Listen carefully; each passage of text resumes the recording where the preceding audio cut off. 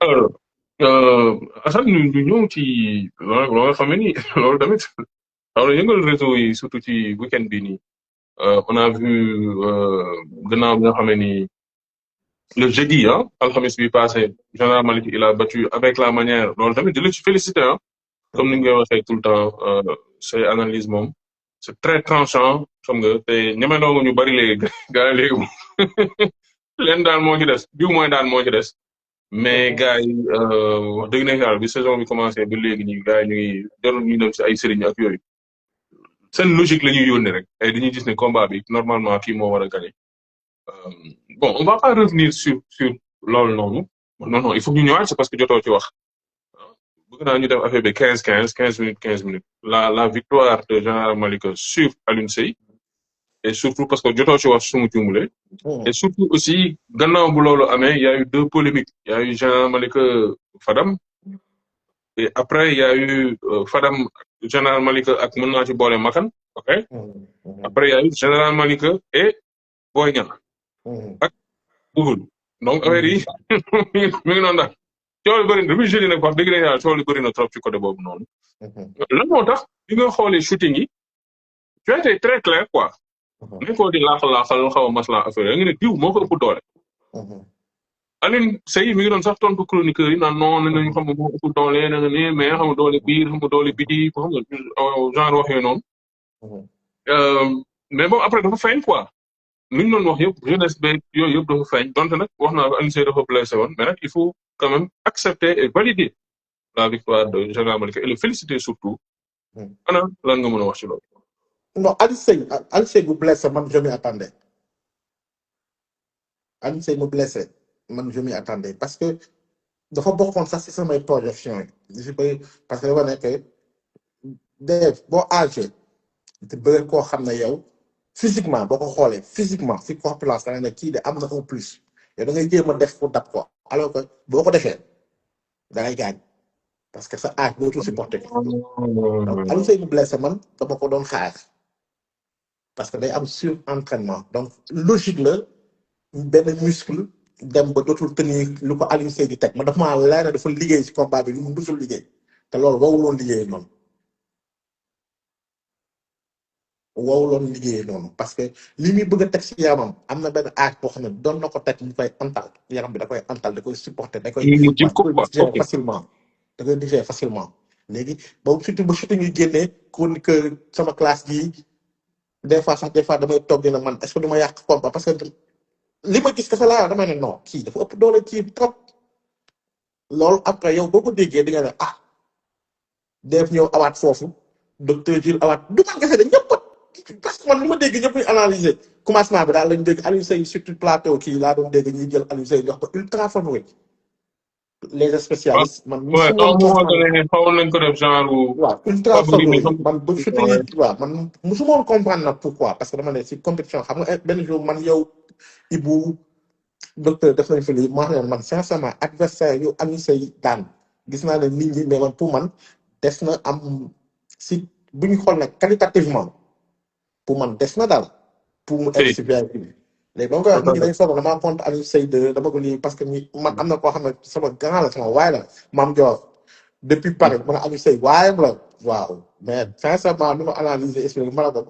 la ko en fait man fu may waxee man pour man ku daan Issa Pouye daan Zoss daan Mout Anta daan ay lutteurs nga daan certes mais pour man qualitativement day am lu muy des daal pour nga mën a egg si VIP man noonu laa mosoon jàpp moo tax ma woon lii test la mais pour man choix d'adversaire baaxut donc dafa fekk koo xam ne dasee nekk si am compétition di compétir ba pare commencé gëm entraînement gëm lan la entraînement di may man dama jàpp ne kii di Doudou Sané kii di Général Malika pour man seen talent dafa des.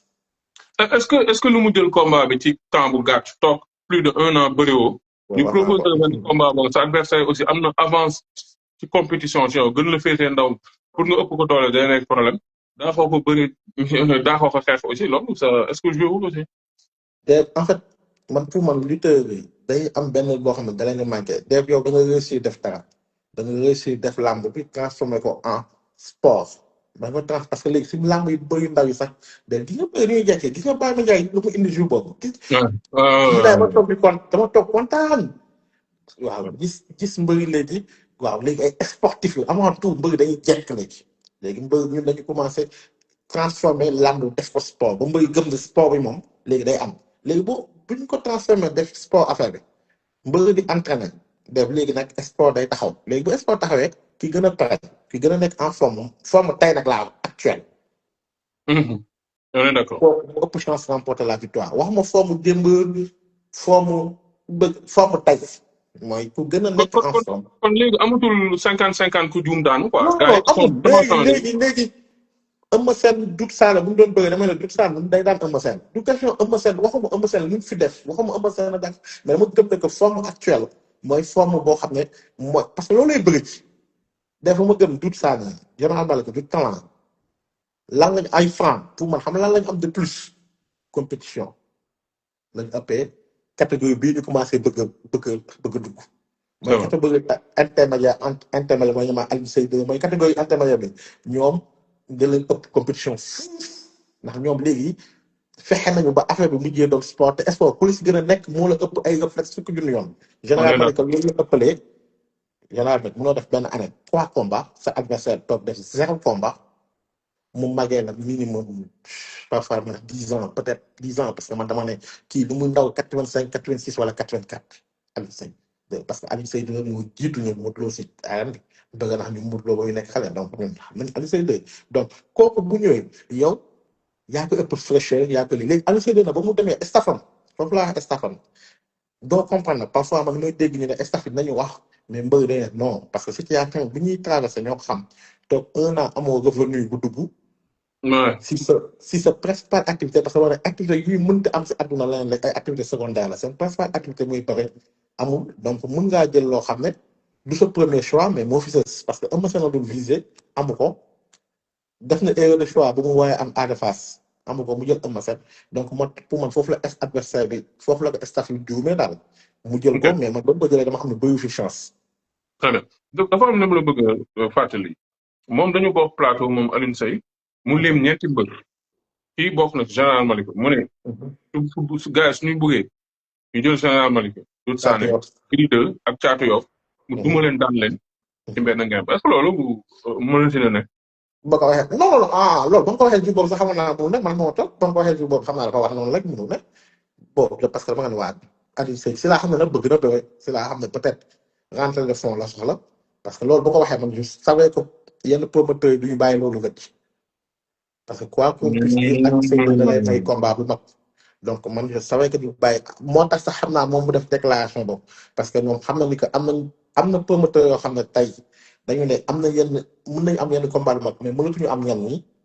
parce que ñooñu seen valeur marchande jël na benn lii boo xam ne pour ñëw dina fay yenn day dis ñoom mais am na ñoo xam ne ñoo ngi porte bi di dem ñooñu si lii ay ñoom général Malika ay Doudou Sané ay ñooñu mën naa ay prince mi di ñëw gis naa jàmbaar mu ko analyse sax ma gis na jàmbaar dafa téye prince Makan instant yi loolu bëgg a téye général Malika. Batora sore nañu ak prince de. waaw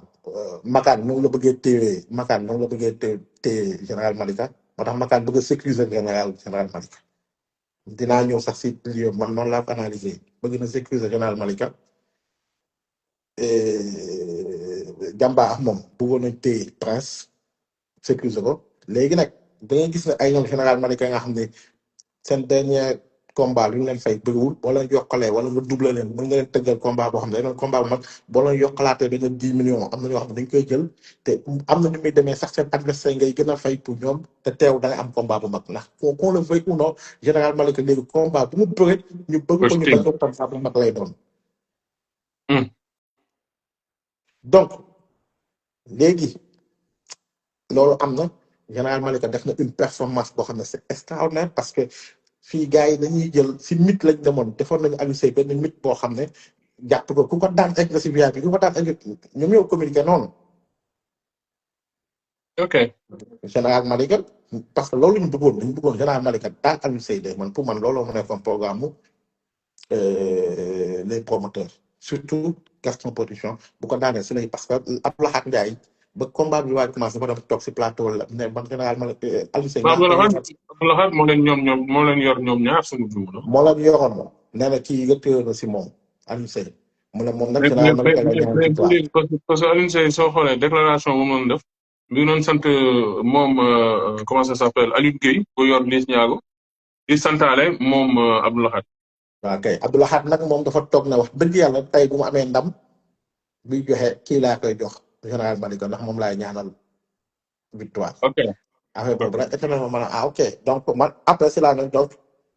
ñi en fait am nañu war teg nañ seen plan et c'est un très bon plan mais est-ce que dina réussir loolu kese wax mais c'est un très bon plan en fait l'idée c'est de construire un champion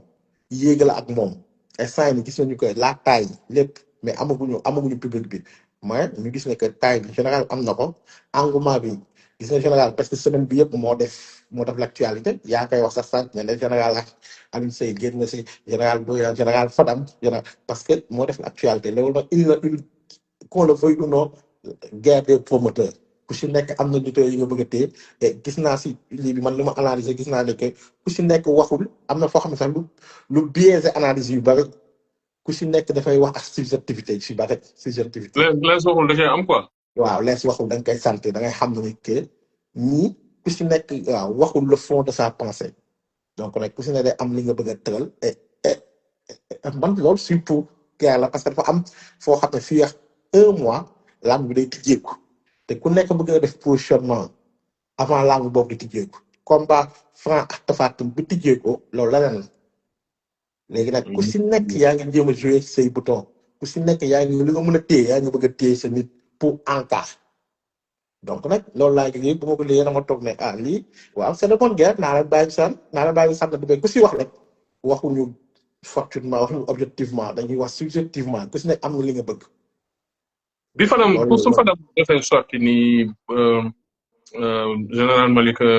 warul xool ki nga xam mooy Boy Niang parce que Boy Niang légende la ki nga xamante ni mooy papay Boy Niang dugal woote émission wala ñu woo ko moom tamit feelu ki nga xam mooy Fadam ni su bëggee bëri na bëri makan tu vois Boy Niang aussi nekkul n'importe quel lutteur malgré ses résultats qui sont quand même faibles au niveau des VIP jot na bëri ak Balla Gaye jot na bëri ak Modou Lo foofu sax lu jëlee defet ba combat am ak kii taxaw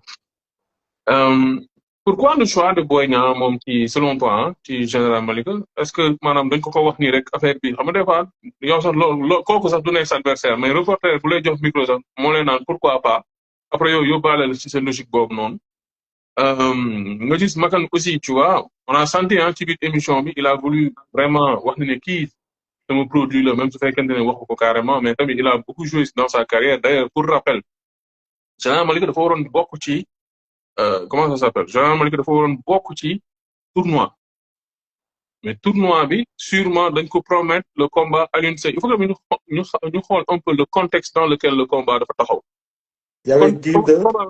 combat dafa taxaw fi Doudou Sané. voilà non seulement il devait y avoir ce combat mais combat bi dafa taxaw fekk am na beneen combat bu yàqu donc on a un invité spécial donc nan nga analyser noonu xëccoo boobu nga xamante ne am na ak quoi qu'on puisse dire et puis ndax combat boobu logique ne ou pas également. non en fait pour moi combat bi lii la. yaa en fait. waaleykum salaam Mohamed champion. ay ziar bu baax. Mohamed ziar ci loo nekk. sant bu baax a baax sant bu baax. yaa ngi ci jàmm. sant nañ bu baax. ñu ngi ziar bu baax a baax. Mohamed naka mu. sant bu baax a baax. ça va bien ça va. yaa ngi Sénégal wala yaa ngi France. maa ngi France waaw. yaa ngi France. félicitations pour ton dernier combat. merci beaucoup merci. léegi yaa ngi si monde professionnel bi moom yaa ngi si monde professionnel bu baax a baax. waaw dëgg la. yàlla nga dem si écrit dem si ligue yi gën a am doole. amiin doon Sénégalais nga yëkkatee champion ceinture UFC. amiin yàlla mën na ko yàlla def liggéey bi ñu ngi si tànk yi waaye mais man lu tax ma dugg sax mooy seen waxtaan bi parce que bu maa ngi gis mu ngi xaw a def buzz tuuti quoi si média wu Sénégal débat wu Fadam Boy Niang champion la ak lan lañu wax sax la. général Malika. waaw Fadam loolu moo Boy gën a def Niang. mu dugg quoi pour déglu leen parce que temps yii maa ngi koy dégg mais bon je pense pas qu'il y a pas je pense que Fadam dafa def juum na si lu mu wax si li ma yaakaar parce que aussi vu que làmb ni muy doxee mooy amul classement maanaam amul ranking maanaam tey mun nga làmb bu amul classement Ada Fass du bëre Eumeu Sène On est d'accord. ak yeneen combat yeneen ak yeneen donc tey jii nii je pense que ñoom ñëpp ay heavyweight lañ ay poids lourd lañ Général Malika bi mu daanee Alioune Sèye bi mu daanee Forza sax la dugg seen biir ñoom ñëpp. Général Malika bu mu daanee Forza ci la dugg ci biir ponkali. waaw ok mais si man ci li ma jàpp. kon soxlawul woon dans le fond soxlawul woon examen de passage bu Alioune Sèye pour prouver ne que maa ngi seen biir quoi. non en soi test la woon parce que lu mënul ñàkk je pense faaw mu am test la woon test de plus la woon pour gars yi peut-être gën ko confirmer le champion mais Général Malika daanaka je pense que li mu def si lutte simple rek tax na ñu war ko mën a classer directement sur si ñoom d'autant plus que comme si dajaloon nii tey bu la daanul doo ko daan man du sama mbër ah. non mais bien sûr tamit xam nga il faut ñuy wax li am quoi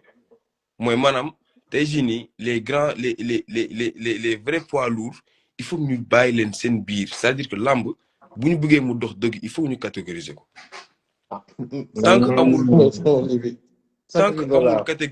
tant que amul catégorie maa dama si waxtaan ak physiothérapie yàggul dara ma ne ko làmb tant que amul catégorie boo bëggee jël benn par exemple kan laa mën a jël mbër bu tàng am na benn boy bu dëkk jaamu gën bu ma gis temps yi nii nu mu tudd Souley Gaynde. ok daf mën bëre mais tey jii nii kooku boo ko bëggee jël def ko poids lourd. parce que y a que les poids lourds qui sont rois des arènes. day metti donc tey suñ ko defoon sax au minimum 2 catégories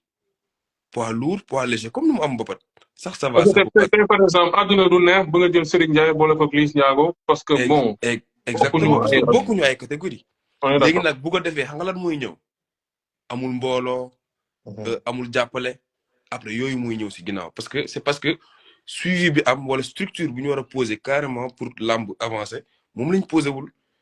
après nag je pense que fédération ñu dem nañ ci fédération je pense que loolu moo war a nekk seen premier objectif. suñ bëggee vraiment que affaire yi jug mooy tey jii nii ñu mën a classer mbër yi aussi classer leen quoi classer leen selon leur mérite. parce que tey jii man je suis pas d'accord. kere rek doguma la kere rek ñu ma toogee plateau. parce que lu ci di loolu laa doon wax. mais il faut que ñu wax ñu lan mooy VIP en fait. parce que su dee VIP mooy kenn ku régler sa 15 défaites. après toog doo jugee foofu malgré tes contre performance doo ko jugee loolu on peut plus parler de VIP. pendant ce temps am ñu nekk ci suuf di def ay performance tey généralement 5 victoires d'affilée. exactement exactement loolu en plus li gars yi di gën a def mooy tey jii nii xam nga bon après le problème en est que c'est pas du fédération mooy tëgg c'est-à-dire que làmb du ligue. c'est les promoteurs qui trouvent leur combat yi leen arrangé ñu composé ko teg ko pour ñoom seen bien. après nag xamuñu ne que ni loolu dafay désavantage mbër yi tuuti si aspect. seen promotion ñoom seen jëmi bopp parce que da ngay gis mbër bu am mérite dëgg am méritu bëri roi des arènes Sa Thiès bu mu waree bëri roi des arènes yàgg na. ok ñu bàyyi ba moment bi di ko bëri c'est parce que ñu naan waaw jotul Boy Niang daan na ko dafa échoué si Eumeu Sène et tout mais c'est pas du pour man du ay argument yu ñu war a mën a teg vraiment pour wax. justement est-ce que on n'a pas laissé le champ libre à chroniqueurs yeeg waxkatu làmb bi pour ñoom sax des fois ñu imposer yenn combat di yàq ay combat yu logique di imposer ay combat yoo xam c'est pas logique parce que ku mën a nangu Prince ak Lac de Guiers numéro 2 nangu Ada Fass ak Eumeu Sène wala logiquement mën a nangu Boy Niang ak Général Malika. mais c'est ce qui est dommage en fait. c'est ce qui est dommage mooy tey jii nii c'est les chroniqueurs ñooy taxawal làmb loolu la c'est parce que waa làmb ñoo leen permettre ñoo leen may occasion boobu noonu ñu mën a teg seen place ba mën a di imposer wu au devant de la scène. Père. Ça bouge pas tout le monde connaît la musique. Juste ça va alhamdulilah. man lay ziar Dev. waaw Père émission maa ngi lay dégg bu baax ñu baal ñu nekkoon ak Assane. y a eu l'intervention de Mohamed. mënuñu ko woon Mais ça fait toujours plaisir de voir le fiston intervenir. Hein. Donc, c'est Merci. un Ouais. champion. Merci. Il est en Très place, c'est un pertinent en plaisir, plus, c'est une Massa. fierté pour nous. Hein. Parfait. waaw père yow moom sama père nga Dave sama père ngeen dugal de. Tu vois, Père Ali? Ayi sama papa sama xaritu papa bilaay. Non, ça, C'est. c'est la famille, ça bouge C'est pas. la famille, ça bouge Ça pas. bouge pas, on connaît la musique. Tout le monde connaît la musique. Si. Mais Père, un mot rapide, nous continuons waxtaan parce que c'était un live avec Hassan Cissé. Bon, d'abord, c'était juste pour vous faire un petit coucou. Comme je dis, on est toujours à l'écoute. Et Merci, toujours plaisir merci. aussi de partager ces genres d'événements avec vous et que Merci. ça se passe bien. Merci. Et puis toujours le plaisir d'écouter avec tout ce qui se passe en ce moment. C'est vraiment Merci. une bonne chose. Mais il faut savoir aussi, on parle de Général Maliko. Xam nga sport. Bu la ci kenn ndax amul fenn. Jàngoo tari amul fenn. Loo liggéeyul mënoo ko am. Il faut savoir que ni tey le sport a fait que Général Malika tey buñ ko doon classé sur les lutteurs yi ñuy wax tey VIP. Moi je pense que ni sax tey VIP Général Malika sax même il est au-dessus du lot. Pourquoi? Parce que moi je dis au-dessus du lot parce que c'est un vrai sportif, c'est un compétiteur. Te tey certes yàgg na ci lutte simple bi, il a fait ses preuves, il a régné pendant très longtemps sur lutte simple bi. Nekk fi meilleur lutteur simple d'attaque. Le seul boo xam te ni Reug Reug bi mu ciy toll. ci digg ndëndam kenn mënu ko yëngal mu ñëw daan ko avec la manière. Donc je pense que ni kooku il a assez fait ses preuves bu ñu wax ci làmb tey bu ñu toog naan war naa bëri diw c'est plus que du n'importe quoi. Tey nag mbër boo xamante ni da ngay xalaat naan Général Malika maa ko raw rek c'est parce que da ngay xalaat ni boo jëlee Général Malika doo ci génn. te la lutte fi ñu dem ba toll fi ñu toll nii yenn mbër yu mag yi tey li tax ñuy calculer booy yooyu mooy xam nañ ni bu ñu duggee du ñu génn parce que booy yee leen gën a pare ñoo leen ëpp compétition te tey neexaluñu kenn. Donc Général Malika soit nga jël ko boo ko jëlul noppil nga dem seeti feneen parce que tey kenn mënul wax ni tey man maa ko gën position ci làmb maa ko au contraire Général Malika sax est-ce que ëpp leen palmarès ci li mu def dans la lutte bu ñu jëlee lutte simple ba fii mu toll nii. Je pense qu'on peut le classer parmi les meilleurs. Donc le reste après, sport, il n'y a pas de cinéma quoi. Nañu bàyyi loolu gars yi liggéey après d'accord nga jël avance am boo d'accord noppil dem doxi leneen mais Général Malika tey il fait partie des meilleurs. Reste à savoir nag qui va arrêter Général Malika parce que parti comme c'est parti Général Malika mayul benn mbër dara. Soit nga jox ma li ma soxla ba mu ko ñëwul ma ñëw jël ko par force tey Général Malika c'est comme ça qu'il réagit. Donc dañ koy ñaanal yàlla defal ko jàmm ci làmb ji moom ak ay moromam parce que gis nga leen lutte simple bi ci suuf Franc Serigne Ndiaye Doudou Sané yaa Général Malika am na ñeneen tamit ñuy ñëw ci suuf bu ci kanamee tuuti nag comme li ñuy wax rek mbëru simple yooyu nag la ñuy woowee les nouvelles VIP qui arrivent. Donc yàlla na leen yàlla defal c'est le sport amul salaamaaleykum amul sentiment loo liggéeyul mënoo ko am y'a que le travail qui paye. Merci beaucoup, Père. Merci beaucoup. Ça bouge pas. Merci. Allez, fiston, bien des choses à tout le monde. Merci.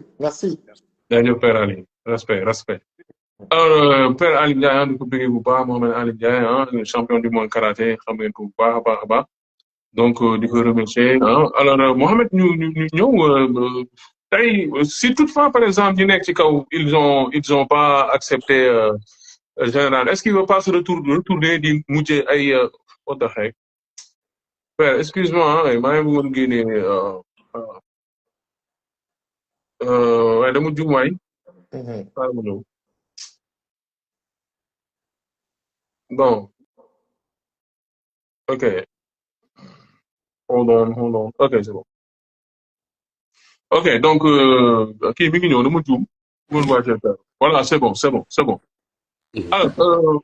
Mohamed ci benn 5 minutes xam naa dinaa la jël un jour benn spécial ñu gën a waxtaanee parce que bon yow espoir ngay def mais ñun nag fi dañuy làmb xam nga affaire dafa xaw a c'est quoi waaw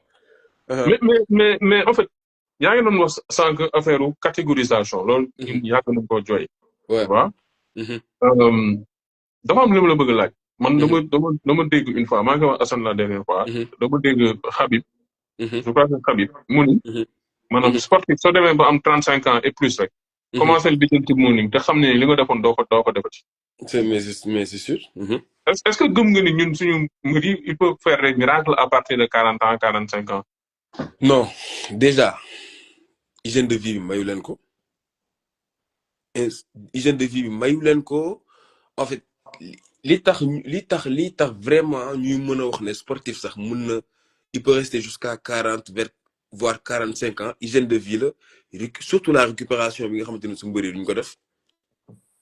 fii mosoo fi gis mbër buy def ice bath sangu wala ay sauna wala ay hammam xalaatuñ ko non mais parce que xamuñu ko c'est pas que dama leen di dénigrer mais juste que dafa am ay aspects yu bëri yu ñu war a développer sur lutte yoo xamante ne vraiment en fait nous on est en retard par rapport ak monde bi. Ah bon? Ah mais on est en retard mais vraiment on est en retard ah ku xam ak ku xamul je pense xam ngeen ko. xam ngeen non xam ngeen ne on est en retard parce que tey jii nii fi monde bi nekk ak sport ñun en fait man je me dis que xamuñu vraiment lan mooy xamuñu valeuru lutte bi ñu am lutte sénégalaise ndax fan lañ ko mën a yóbbu vraiment Buzz mu ngi si liggéey ak yéen sans doute yéen gis naa ni vraiment yi ngi si dox ay jéego yu macha allah franchement damay suivre seen émission sax laay gën a suivre que yenn émission yi parce que moom lamb laay seetaan du matin au soir mais juste que am na maanaam benn plus boo xamante ne bu ko si gars yi ajouté rek non day exploser. Exactement lamb Sénégal day exploser. Mais pour le c'est ça en fait c'est ça. Maintenant nag pour je pense pas que sunu mbër yi bon après sunu papa yi man sama papa je pense que bëri na presque 50 ans wala un truc wala 45 ans ak yenn paa yu bëri Père Mbaye Guèye yi ak yeneen paa yi ndeysaan yàlla xare àjjana bëri nañ ba yenn âge yi mais jusque loolu moment yooyu la quoi mais ku si bon à l'époque ça se comprenait quoi. Voilà mais la preuve aussi mooy ku si tase sa moromu xale da lay daan facilement.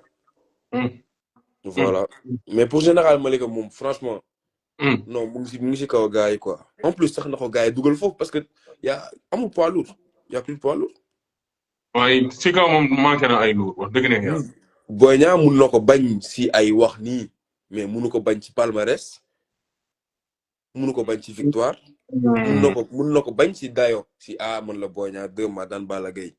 wala man la Boy Niang 2 fils de Gaulle wala man la Boy Niang 2 nangam. non pour man valeur marchande yi ñoo bokk. exact c'est ça. valeur marchande yi ñoo bokk. en fait man pour man Fadam intervention man mu déggee Fadam waxulu sax ak Général Malika Fadam déggoo la doon waxal. exactement Fadam en fait c'est comme si il incitait à l'écrit Boy Niang de refuser le combat mooy waxulu Général Malika de ñee lay waxal. waxu leen jël combat bi. à quelle fin moo tax ma ne il a été trop subjectif man j'aurais aimé mu argumenté ko teg ay idée mais en fait bu leen ko jël na. ok mais nga baal ma foofu. on sait qu'il y a une guerre loolu. je pense que ñëpp xam nañ diggante Gaston Production la structure et ak ki nga xamante ni moom mooy comment ça s'appelle Fadam aussi bon souvent dañuy naan communiqué wul moom général mi ngi naan communiqué wul mais quand même il a communiqué ci ay pas peut-être ci ay live mais bu ñu def pencum laa il a quand même communiqué ci loolu. mais ñun ñëpp xam nañ loolu est-ce que loolu tamit du jouer maanaam tey damay inverser tendance bi. su Albourakh bëggoon combat boobu noonu est-ce que communication dina demee noonu. en fait foofu laa ñëw en fait Fadam loolu mooy altérer toutes ces analyses ak toutes ces prises de position parfois du ñu xam est-ce que le chroniqueur mooy wax wala élément Albourakh mooy wax def naa loolu sax mooy tax loolu kese mooy. moo tax affaire doo. moo tax gis nga. yenn fa yooyu boo ko defee ba pare assumer ko des fois lii lay indi boo waxee rek kañ la est-ce que ce gars il est objectif. parce que man dama gëm bu fekkoon ne Baye Ndiaye mooy génn dama bëgg combat. Général Malika Boy Niang maanaam Général Malika Boy Niang su ko Baye Ndiaye bëggoon peut-être il doit communiquer. parce que am na ay combat yu Baye Ndiaye tëgg te ñun d'accord ni si woon nañ ne lii du combat. am nañ Talfa par exemple. waaw ñu taxaw ñu tax yi lan la Talfa dafa waaw favoritisme la am ci lamb waaw koy léegi waaw man nangu naa mu taxaw c'est ça nekkoon un chroniqueur lambda moo taxaw bu amul benn taxaw ne valeur marchande Boy Niang tolloogul ak bu Général Malika xanaa Général Malika nangu bëre parce que makaan d'habitude sax moom bu toogee si plateau day manqué argument boobu am na argument xam da ko wax rek ma ree da ko dem mais xoolal combat Modou Lo Sa Thiès presque on a payé le triple lu ñu fay Sa Thiès on l'a payé à Modou Lo loolu égoïsement et pourtant parce que léegi généralement léegi man leer na ma am na loo xam ne lu mu bëree boo ko tegee benn montant bi de plus ne ko bëri booy ñaar même booy triple lii booy ñaar moom du ko calculer parce que moom instant yi mu bokk lii donc Fadam loolu lañ mu taxaw Fadam loolu la mel et man pour tax man dama gëm ne pourquoi Makan insister si Boy Niang parce que qu'on le veuille ou non Boy Niang yaa na xaalis Makan. léegi ma libéré Mohamed. waaw. Là que une dernière question d'un amateur naka ngeen di préparer Fils de Tigre pour le 15 dans 1 mois 10 jours ndax ya combat la boo nga xam ne quand même gis nañu mi ngi entraîné ak coach Tim. mais la pression est sur lui moom la ñuy xaar mu def résultat parce que on se dit que ni que ne mbëru comédien la dama baax quoi. waaw bon Fils du Tigre je pense que là actuellement sax mu ngi Sénégal il est retourné. Ok. Pour venir finir sa préparation et tout. Bon, il s'est bien préparé. Bon, on était ensemble, franchement. Même pendant son période de combat, on s'est entraîné ensemble, quoi. Ok, il y a eu un entraînement. Ok, d'accord. Ouais, mais bon, comme le combat, bon, comme daanaka boo jëlee Boucher dañ naan waa comédien nga jël lu tax nga jël ko. Il y a un peu de pression, quoi, de ce côté. Mais je trouve que c'est un combat man bon man loolu laa ko gëmloo te moom sax bopp ci boppam loolu moo si nekk mooy il sait que il a un combat un vrai combat moo tax sax mu jël ko au sérieux nii. Parce que je pense que tous les combats se valent quoi combat yëpp combat la donc li si war rek moom franchement mu ngi si carrément inchallah le 15 moom façon su ma ko di ngeen gis beneen Fils du Tigre je pense inchallah. Non, vas-y. Est-ce que être physiquement prêt nii léegi est-ce que c'est suffisant man pour man en fait. d'habitude critique yi may def physique pour man la lutte sport de combat la ba pare dafa am spécificité moo tax ma bëggoon parce que man dama gëm combat bu mu mujjee man dama gëm nga ma Boy Ka baal dama gëm moo mën Boy Ka mais dama gëm kee réflexe la ko ëppale réflexe de lutte moo tax mu bëgg muy bëre lu bari di bëri dëgg la dugg si saali entraîné def entraînement yëpp baax na man xam nga sànq ba ngay wax lu tax ma gëm ne suñu lutteur bu nañu bëri ba 50 ans parce que suñu sport bi des na doon sport dëgg la parce que damay wax combat Alioune Seye junior ak li parce que suñu sport bi 4 actu sax defet la paa yi boo xoolee paa yi suñu nekkee mag boo doon poussé rek ñoom ñooy daal seen bopp moo tax dañu koy mën a alors que dafa dese doon sport alors bu amoon ay round am ay ñu lay obligé ñu am ay contact comme ñu amee si MMA nga xam ne boo toogee quelque waaw lii boo amul contact sax kon ñuy bàyyi bëri dinañ bëri de kon ñuy bàyyi waaw loolu la mais loolu sport le plus méritant moo war di daan mais malheureusement moo tax man li may incité yenn règle yi nii dañ ko war def pour ni wax naa ko fii gars yi dama wax ma ne même ngemb gi parce que di ngemb boo xam ne yàlla xam na ni gis nga li ngay wax nii il y a 3 jours maa ngi si waxtaan ak sama benn grand billahi ma ne ko même ngemb dañ ko war a réglementer parce que ngemb outil de travail la lan moo tax mënuñ ci jàpp léegi boo ko taxee ba mu dëgër na la si nit di jàppee loolu si jàppee dañ si waa jàkk man loolu laa dañ si waa moo tax la majorité de yenn mbër yi bu ñu jàpp du ñu bëre parce que noonu la ñuy jàngee bëre exactement mais bon pour rebondir si question bi nga posé en fait man je pense que bëre ay automatisme la donc plus ngay bëre plus sa yaram di gën a mën di bëre plus nga koy pratiquer plus muy gën a nekk sa yaram plus ngay am facilité def ko après je pense que comme on dit rek waaw doomu mbër nga mais doomu mbër kese taxul nga mën a bëre ça suffit pas waaw ça suffit pas mais man par exemple soo la ma laajee man xam naa ne Fils du Tigre mën na bëre jarul may genre je vais pas chercher de midi à 14 heures xam naa ne mën na bëre léegi li koy compléter mooy après les entraînements que tu fais spécifiquement comme ni nga ko waxee contact yi ak nangam sangam mais ça fait plus de 2 mois mu ngi si contact yi après nag continuité lay nekk lu muy def Sénégal ouais mais man sax je trouve que même sans en fait man je suis pas d'accord avec mbër boo amee combat que sa ngay contact parce que loolu mooy wàññi yenn niveau de lutte bi ngay am waaw souvent mbëri ils ont tendance su combat bi desee da ngeen dégg non su desee 1 mois lay contacté mais gis nga affaire bi ñu commencé changer léegi mbëru mbapat yi ñooy jël le devant pourquoi parce que ñoom ñooy compétir bah oui mais loolu la parce que bon par exemple su ma jëlee kaw MMA da nga am jour yooyu def lutte am jour yooyu def kickboxing am jour yooyu def jujutsu ok. mais c'est pas sa combat bu ñëwee rek non da ngay contact kese lutte kese ngay def parce que lutte kese mënoo ko def en plus les lutteurs ils devaient plus alliés man bon su ma doon créer académie tey ma ne damay créer académie tuddee ko académie Fass nangam man je vais faire de telle sorte que du ñu def contact kese wala du ñu def boxe kese da ngay allier lutte avec frappe si contact bi ci biir contact bi. ñu bëgg di dóor. xam nga loolu amul. d'accord même sooy solaale ay gants yoo nga xamante ni mën na la may nga jàppaale. ok ay mitaine loolu mooy mise en situation de combat. sportif de sport tout ce qui font sport de combat dañ koy def. ok parce que musoo gis kuy def MMA di def lutte kese parce que MMA dafa am wéex dafa am nangam sangam mais lutte avec frappe rek ngay gis ñuy contact jëmale suba. alors que da ngay ñëw di contact di léewtoog sa morom mu dóor la nga daanu. te mbëri la plupart bu combat bi desee un mois et demi la ñuy commencé tax gant ñu leen di jox ko alors que loolu du mise en situation combat réel ça te sauve pas ça va pas t'aider quoi. tout à fait boo tax mais yooyu yëpp c'est des choses à revoir quoi en tout cas. di la remercier bu baax vraiment toujours pertinent ah. fils de tigre et puis débat bëri na fils de tigre après tànn bu la neex la lan ngay tàggatoo.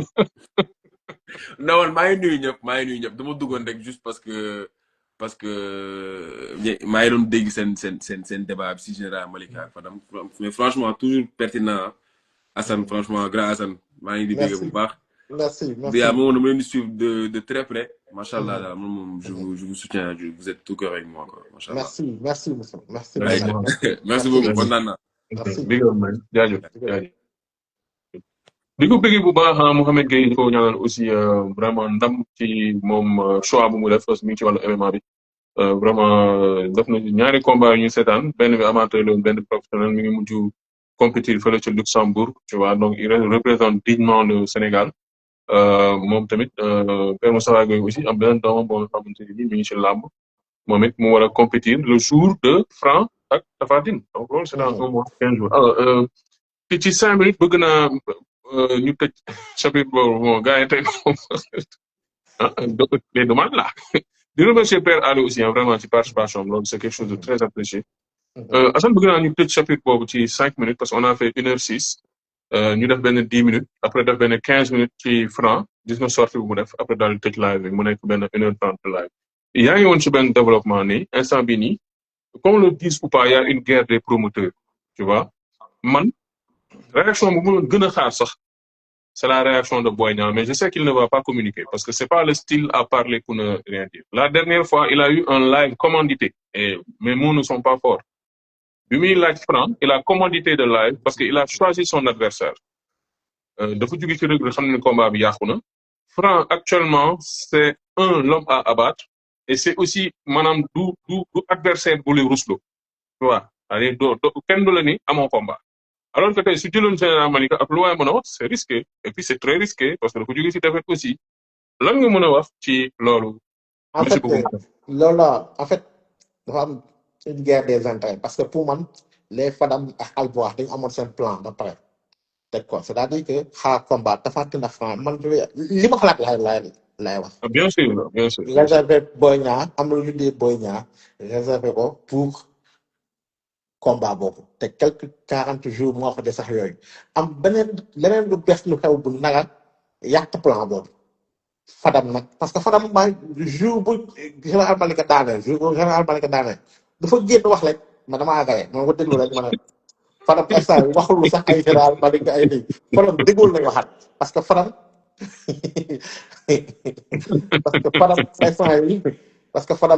instant boobu man pour man déggoo la doon waxal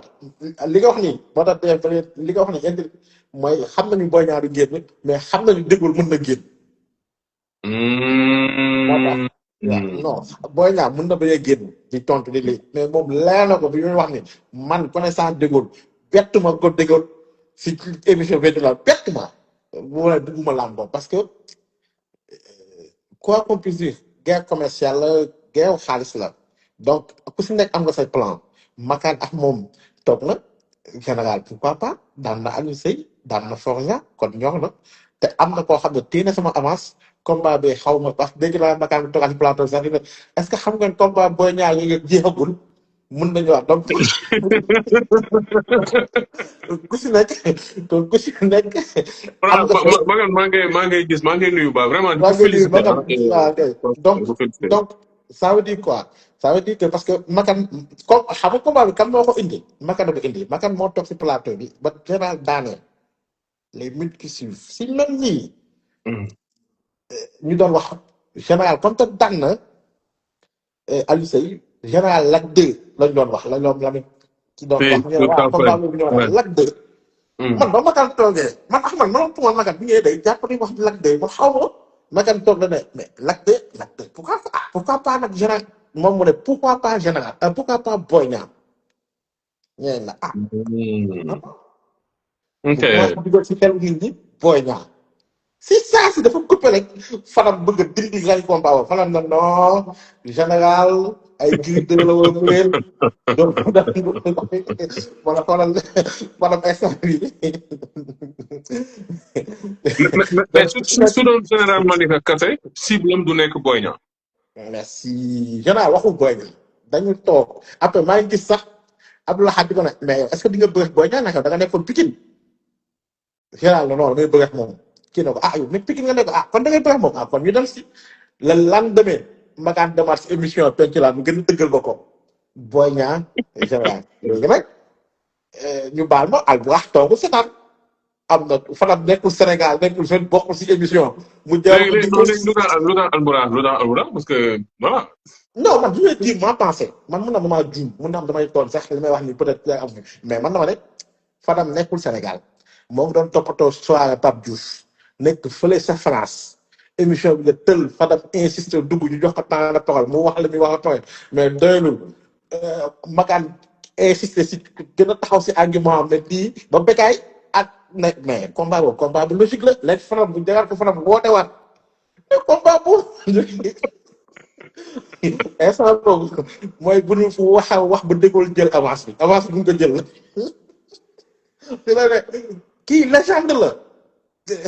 Boy Niang légende la kii quoi non légende la kenn weddu ko man pour man voilà marchand tolloo ñu ko mais Boy Niang bu ko jagalee te man bu ñu xoolee feneen si kese la bëgg bu ko jagalee mais pourquoi pas. est-ce que yow jàpp nga ni combat bi est-ce que jàpp nga ni combat bi. combat si affaire ñaar sportif. âge entraînement lépp combat la mais problème mooy est-ce que man ma yowoon Boy Niang dinaa ko dugal si combat boobu loolay wax des fois ñun dañuy wax des fois da nga ne est-ce que man yow der nga yowoon Boy Niang dugal si combat général Malika c'est un combat boo xam ne lan la si Boy Niang di kay muy difficile waaw am combat boo xam ne man pour man lii dal Boy Niang nii parce que nag semaine bii dañ ko commencé tutoyer parce que am na ñoo xam ne sax ne 10 ans 2 victoires fi am ku mu daan et pourtant il a des lutteurs la daan nag man question yi ñu posé Boy Niang ay bàyyi noonu Boy Niang Sa Thiès ba muy nekk Sa Thiès koo daan Boy Niang dafa daan Garga Mbossé man ci sama lutteur top daan guy gi donc bu ñu nag ku mu daan avant ay Balla Gaye 2 yi am na moom yëpp da leen daan sax man pour dire vrai léegi maintenant lu tax mu bëgg Franc xam na ni bu daanee Franc lu ko defee parce que Boy Niang benn légitimité bi dafa mel dafa xaw a des ci moom. ok léegi ma laaj la benn affaire. wax naa ko wax dëgg yàlla ku bëree ak Modou Lo te jugewul ci defet jugee ak Modou Lo dafa daan Balla Gaye avec la manière ñëw bëree ak Modou Lo combat il a très mal lutté mais moo dominé Modou Lo ci xeex bi mais Modou Lo xam nga super ndaanaan la ci làmb su ma jógee ci 2019 ba nii 2019 2020 2021 2022 2023 2024 2025 2026 7 ans nga am ci benn victoire boole naa ci Covid bi tout ça comment tu peux analyser ça. non man nag loolu laa dul xam nga man ay ji boo dox nii man du ma def compte nombre dara man ma xam loolu nombre de combat yi fi am parce que nag des fois ñun suñu làmb am na benn man dama gëm suñu làmb de 2015 ba 2022 làmb Sénégal dafa doon soobee combat yi bëgg taxawoon qu'on le veuille ou non c'est ça la réalité. il a eu je crois 4 combats 2019 dafa bëre ak Lac de Guiers ba mu bëre ak comment ça s'appelle Tapha Tine après mu bëre ak Balla Gaye daan ko bëre ak Modou Lo. ok est-ce que finalement Balla Gaye bu mu daan ak moom tur bu mu am ak communication bi nga xamante ne am na ko permettre ko instant yi ak cachet aussi il faut le dire ak mobilisation En fait, c'est des considérations qui sont plus coow lamb que sport ou lamb. Je sais pas si tu vois ce que je veux dire. tey moom man loolu laa moo tax man bu mënoon opposé wu ay argument yu ma amoon pour opposé si ñu camp wu Boy Niang ñu duñu bëre général Malika mooy eggagul si ñun waa dafa ko fi te mais moom bu muy bëre Balla Gaye 2 man dama doon wax ni man moom bokkoon suñu wax mais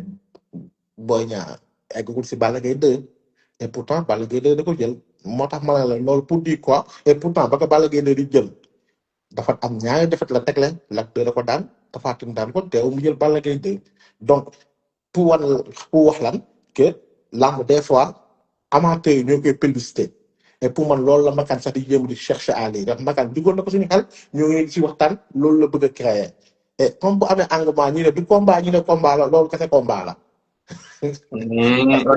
coow bu créé rek. léegi coow loolu nag la kii bëgg a rey la Fadam bëgg a rey coow loolu la ñëw nag di warul jóg. à quelle fin à quelle fin. à quelle fin parce que dañu am benn plan man dama gëm plan yaa nga ne yow toujours nga moo bi sax nee nga Boy Niang dafa génn def benn lii dafa génn def une sortie commanditée live commandité kan moo ko def Fadam entre kan ak kan Franc Boy Niang kon moom togg la li muy togg ba xam ne lii intéressé na les Sénégalais donc lii c'est vendable leer na ko mais nag dafa am benn contrainte bu am mooy Franc dafa nekk sous contrat et man yow si tu te rappelles bokkoon naa man yow sax bokk nañu def sorti man ma génn ne Franc li mu def ni tegu ko fenn mënul nekk sur contrat ba pare. d'accord même promoteur bi on avait invité sur le plateau c'est vrai. parce que je savais que am na xaalis bi daw ba commencé ku si nekk bëggoon nga loolu taxaw te loolu ñun xamoon nañ fan la ko Fadam doon jëmale parce que Fadam xam nañu ku muy waxal fan lay jëmale combat bi c'était Alboaf man loolu laa waxoon moo tax ba ñu amoon moom si semaine boobu boo seetloo si la Mansour ba ñëw suñu plateau ñu invité ko. waaw li ma bëggoon question yi ma doon lii mu wax carrément que moom nekk si laa xam ne nag kon am na keneen Fadam liggéeyul Mansour am na keneen ku muy liggéeyal léegi nag loolu mu teg di ko togg Makan gis na leneen loo xam ne moom peut-être loolu moo gën a ñor peut-être loolu mën na ko am tey parce que général n'est pas sous contrat Boy Niang n'est pas sous contrat pourquoi pas alors que Boy Niang c'est sûr que am na avance Makan général. moom Makan tee da ko tooy Makan se dit mais pourquoi pas combat bi te combat boo xam ne Sénégalais dinañ ko bëgg te mën naa ko jaay te mën naa si am sponsor mën naa si am lépp léegi nag ñee ne waaw lii moom day yàq suñu calcul yëpp actuellement Makan tëgg général Malika ce sera plus facile que beneen mbër tëgg ko vu que di général ci moom la jógee quoi. waaw beneen promoteur parce que Makan bu waxee sax gis nga Makan moom demee émission moo wax général ànd ñu nekk donc lépp mooy bëgg comme li ma la wax rek ba Jàmbaar tëggee Prince dama gis ne Jàmbaar faisait tout pour Prince am combat malheureusement kii mooy yëkkati enchère yi. là Batora ils ont une bonne avance ils ont une bonne avance pour sur Prince parce que Batora ils sont de Pikine Prince est de Pikine ça moom source sûre quoi. Sinon beneen affaire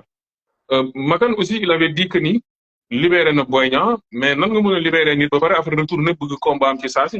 moo tax ma ne vendredi intervention Makan ba mu ne combat Reug bi après mu ne dama ko bàyyi ñu bëre saison bi Makan après dañuy ba mu wootee conférence de presse lii mu expliqué vendredi daf ñu ko wax si conférence de presse ñu mën a comprendre mais ñu dañ jàpp ne libéré na en fait dafa mel ni maye na man dama jàppoon ne Boy Niang maintenant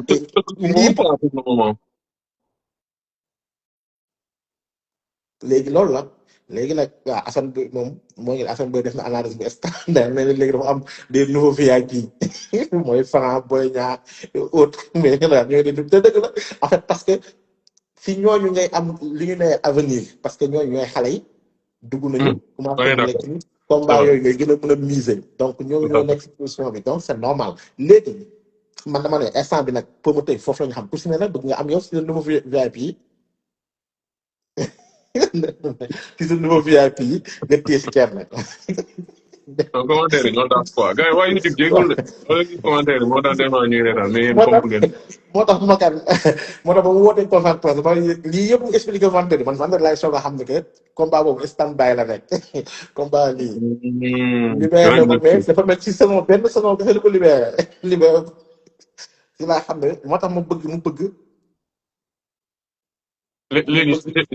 ok vas-y j'ai une toute dernière question pour ñu tëj chapitre boobu vas-y ma poser une dernière question. man pour man lii day neexal la am pour man dafa neex léegi nag moo tax maa la nit ñi kuy jàpp man mënuma jàppee kii mënuma jàppee Fadam comme benn chroniqueur benn analyste bu toog France gis débat bi intéressé bu mu dugg wax waxam déedéet non parce que général ba Fadam génnee di ko lii général dafa jël tal si kaw Fadam parce que sax da Ok, ko saaga. voilà, merci beaucoup. Loolu sax fàtte naa laaj loolu nga baal ko. Alors, j'ai ces deux questions, ok. Ndax général en tant que lutteur war na mën a génn dal ci kaw chroniqueur loolu benn la yaa ngi ciy wax léegi nii beneen bi ci topp mooy parce que man dama am benn lecture bu ndaw c'est-à-dire l'issue fi combat Tapha Tine ak Franc di mujjee dafay jouer lu bari ci carrière u Boy Niang ak carrière du général Malika parce que foofu dañ fay am ay adversaire nan nga mën a analyser loolu. derrière issue boobu yow yaa toog di ko xalaat de lii ma gis nii promoteur di doxee nii gars yi dafa mel ni jël nañu victoire jox Franc lii ma waaye déedéet. Boy Niang man lii dama tiital Franc mais sax man loolu lu ngay dégg ba déedéet que Franc daan na mooy daan na Tapha Tine lu ngay dégg ba parce que man dama lii ma gis nii man kenn du ma naax dama gis ne que lii am na leneen lu xew si ginnaaw gars yi ñoo ngi si après combat février yi gars yi nekkoon ñu si combat yi de même Siteu moo tax mu dawaat ñun moo ma gëm ne gars yi ñoo ngi si leneen gars yi xam nañu ko làmb yu léegi parce que làmb dama gëm diggante février bi avril lay xat te foofu la combat yi di taxaw ok foofu la léegi nag ku si nekk am nga yow li nga am plan lu tax sax avance yu bëri génnagul yooyu loolu day déterminant combat février boobu dafa déterminant comme la Assane VIP yu bees dafa am ay VIP yu bees Franc qu'on le veuille ou non VIP la d'ici 5 ans 10 ans da ciy bokk donc kooku nga teel ko fexe on est d'accord. waaw ku si nekk am nga fi fi nga taxaw Franc moo ngi am contrat Mansour Ba teewul moo ngi wax Boy Niang bu nekk fële amoon contrat wu Makan xam na ni que Boy Niang waxul contrat pour moom Franc xam na ni que man dama gëm ne Franc waxul woon pour Mansour Ba moo tax Mansour Ba toog si plateau il a joué frangé. ok. ba ñu comprendre ñoo de non dañuy jaay combat ma ne combat bi nga am contrat ngay jaay mais combat bu am yow nekk si contrat bàyyi sa contrat di jaay loolu mosu ko comprendre léegi nag commencé na laaj mooy li ma waxoon moo am gars yi am nañ seen plan ñoo ngi waajal Boy Niang Franc loolu am na ñu koy toog xaw ma kan la te lu mu leen c'est un jaral combat qui rapporte beaucoup xaalis bu bëri la aussi combat. am na nag waaw si am na nag ñu jóg ne pourquoi ñuy bàyyi combat bu taxaw te duñ si gagné rek ñun am nañ combat boo xam ne mën na jox tey pourquoi pas duñ ko bëgg a avril. ok léegi waxtaan bi neex na léegi très rapidement ci 30 secondes ndax comment ça s'appelle général Malika am na droit di tontu Fadam noonu il a été quand même sévère. non en fait pour man ni mu tontoo la mbëri d'habitude pour man lu Fadam waxee la. Fadam dafa génn ne général Malika ñii ñuy wax ci Boy Niang tolloo ko fa ndax Boy Niang légende général Malika da bëri ay ñoom jigi dëgg saane donc général Malika c'est comme si il a compris le jeu de Fadam ba muy tontu dama comprendre nag kii da ko bëgg a wàccee wane que parce que général Malika bu duggee si VIP bi day yàq plan Fadam lu mu liggéey 2 mois si ginnaaw yee ok si toutefois déggoo nangu woon ne pourquoi pas combat la man ku ma fay ma jël ba makaat dem déggoo jógoon léegi plan Franc la bi yàqu na. mais pourquoi pourquoi il agit comme si dafa bokk ci cellule de communication Boy Niang dafay xaw a ndur loolu quoi looloo metti général pour man looloo metti général mooy kii lu si yoonam man nangu naa mu toog ne non du combat parce que nag palmarès général permettre ko mu bëri ci palmarès Boy Niang nga analyser mais du combat ndax kii légende la yow lii après le vendredi sax moo ngi jéem a doon cherché mais man pour man li mu doon waxee valeur marchande bi pour man lay waxee mais valeur marchande amatul si lamb ba pare di ko ne dama si Lac 2 après bu neexal général moo ngi ne dama si Lac 2 Lac 2 da la war a jël Franc dafa bëri 6 millions wala 8 millions contre Sox duy stade bi. ci 2-3 combats il est monté jusqu'à plus de 50 millions. c'est ça. moo tax ma ne la affaire bi foofu la jëm ay général xam na ni que instant bi nii si pauvre taw il suffit mu bàyyi 4 bit lii fu ko kii bëgg a dugal foofu lay dugg fu ko Fadam bëgg a dugal mooy Gris 2 Doudou Sané te foofu moo gën a métti lépp mooy xaaral yow bu ñëw gis VIP da ngay yàq calcul ñoom VIP yi nekk nii ñoom Balla Gaye 2 pour lekkaay xaalis la Modou Lo pour lekkaay xaalis la Franc dugg na si nangu nañ ko pour lekkaay xaalis Tapha Tine ak Boy Niang pour l'instant loolu nag ay Sa Thiès ñeneen nan la na xaar leen. mooy bien bu ñu ko tey quoi. xaar leen wala ngeen jël mooy nu mesure Lac 2 daal moo nekk si bunt bi ak Gris Bordeaux ku ñëw ne la jël leen ñooñu mais am nay combat yoo xam ne bëgguñu ñooñu rëcc leen parce que ñooñu la sponsor di wër ñooñu la sénégalais yi di xaar seen combat yi mag ñooñu la ñoom xam nañ ko léegi nag